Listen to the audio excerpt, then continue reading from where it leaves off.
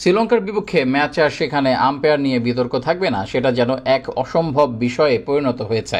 বিশেষ করে বাংলাদেশের সাথে লঙ্কান ম্যাচ অফিসিয়ালদের পক্ষপাতিত্বমূলক আচরণ নতুন কিছু না। 2018 সালে নিধাস ট্রফি যার সবচেয়ে বড় উদাহরণ।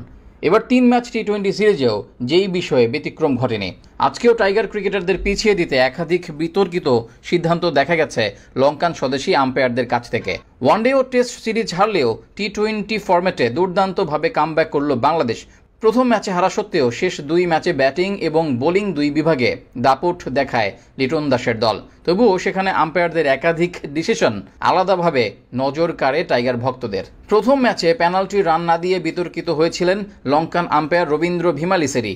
এছাড়া টেস্ট ফরম্যাটেও দেখা গেছে নিজের দেশকে বাঁচাতে একাধিক পক্ষপাতিত্বমূলক আচরণ করার চেষ্টা করেছে শ্রীলঙ্কা ম্যাচ অফিসিয়ালরা।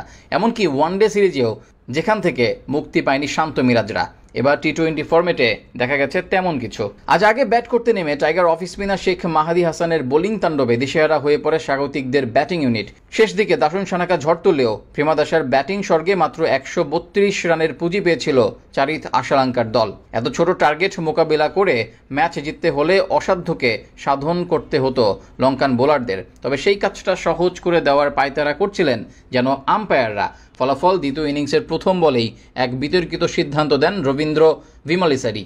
সেখানে নুয়ান থেসারার গুড লেন্থে পিচ করা এক্সট্রা সুইং করা ডেলিভারি লেগ স্ট্যাম্পের পাশ কাটিয়ে বের হয়ে যাওয়ার মুহূর্তে আঘাত হানে পারভেজ হোসেন ইমনের ব্যাটে।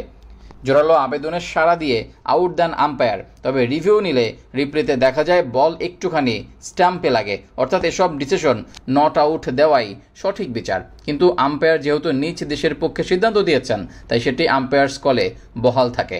অর্থাৎ পুরো সিরিজে সমালোচিত হওয়া এই ম্যাচ অফিসিয়াল আজকেও ছিলেন বাংলাদেশের বিপক্ষে। এছাড়া বাংলাদেশের 20তম আরও একটি বিতর্কিত সিদ্ধান্ত দেন আম্পায়ার। সেখানে বল করছিলেন শরীফুল ইসলাম। তার করা ওয়াইড ইয়র্কার একদম দাগ ঘেঁষে কিপারের হাতে যায়। মূলত লেগ সাইড থেকে তার করা অ্যাঙ্গেল ডেলিভারি ক্রিজ পার করে হালকা মুভমেন্ট করছিল, কিন্তু সেটি ওয়াইড ঘোষণা করেন আম্পায়ার। সাথে সাথে শরীফুল নিজের অসন্তুষ্টি প্রকাশ করলেও কোনো সুরাহা পাননি তিনি। পুরো সিরিজেই শ্রীলঙ্কার আম্পায়ারদের কাছ থেকে ছিল এমন পক্ষপাতিত্বমূলক আচরণ এবং একাধিক বিতর্কিত সিদ্ধান্ত। তাতে অবশ্য আজ বড় বিপদ হয়নি টাইগারদের। দাপুটে জয় নিয়েই মাঠ ছাড়ে লিটন বাহিনী, অর্থাৎ 2-1 ব্যবধানে সিরিজ জিতে নেয় বাংলাদেশ।